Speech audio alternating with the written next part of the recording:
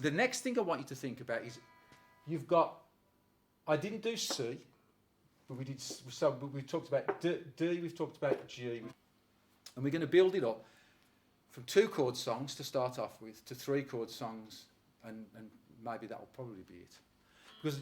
Because chord quality, I'm stressing it because it's so important, sound of your chord. But once you've done that, when you play songs, you learn the progression. You only start by what I call spelling. When you spell a progression, we're going to do D and G now, right? But it's going to be in a progression, right? So the progression we're going to play is this. We're going to play 2 Ds followed by 2 Gs, right?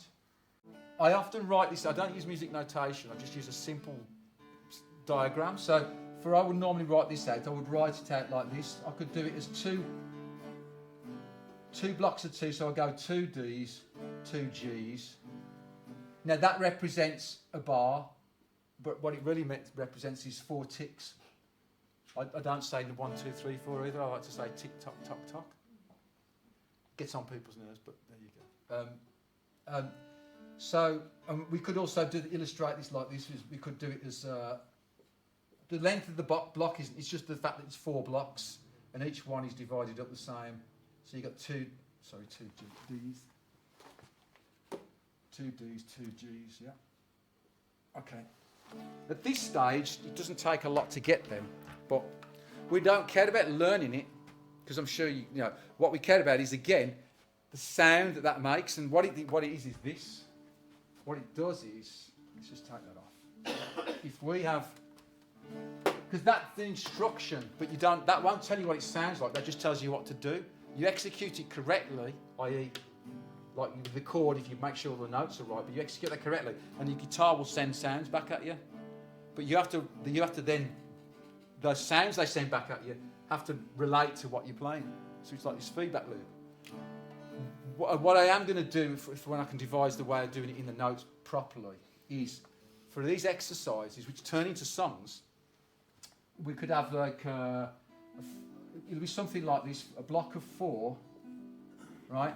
And you'll have a D and then a G there in lighter colour or something, and a D there and a G there.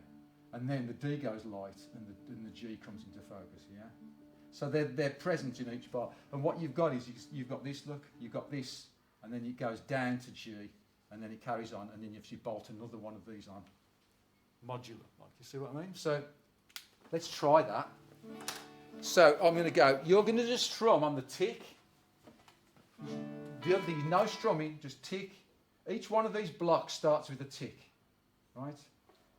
And then we've got 3 tocks. So it's going to go like this. It's going to go tick, tock, tock, tock, tick, tock, tock, tock, tick, tock, tock, tock, tick, tock, tock, tock, tick, tock, tock, tock, tick, tock, tock, tock, tick, tock, tock, tock, tick, tock. So good. My timekeeping's terrible as well because I was editing one of the videos for the class, and God, it was terrible.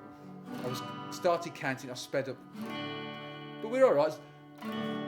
That is it's a bad thing to do in a guitar teaching class. I'll just talk.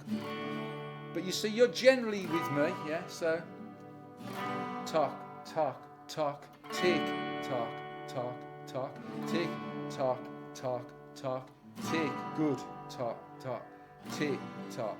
So keep going. Now, one of the things we're doing, what's good about the class, is I'll make you do this a little bit longer than you would do if you picked it up at home, because it's boring, right? Okay.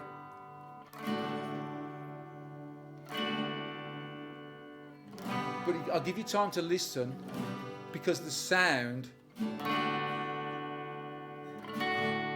we'll just do one more, and then back to D. Okay? Because you need to repeat it, because that diagram is better than that for describe. It gives you a little bit more information, but does everybody see that? Now you could actually hear that as going. You could actually put the D on the bottom and the G goes up, because the top note of G is higher than the top note of D. But also the bottom note of D is higher than the bottom note of D. So it's up to you really. But like I say, at least you've got a it's committed there. There is a movement. And all you're interested in any chord progression is the movement that I like to call that the pitch contour. Because contour as in like a map, like an ordnance survey map that gives you the lie of the land. It's the contour that all you're interested in is the contour of the chord changes. And that's what you get inside you.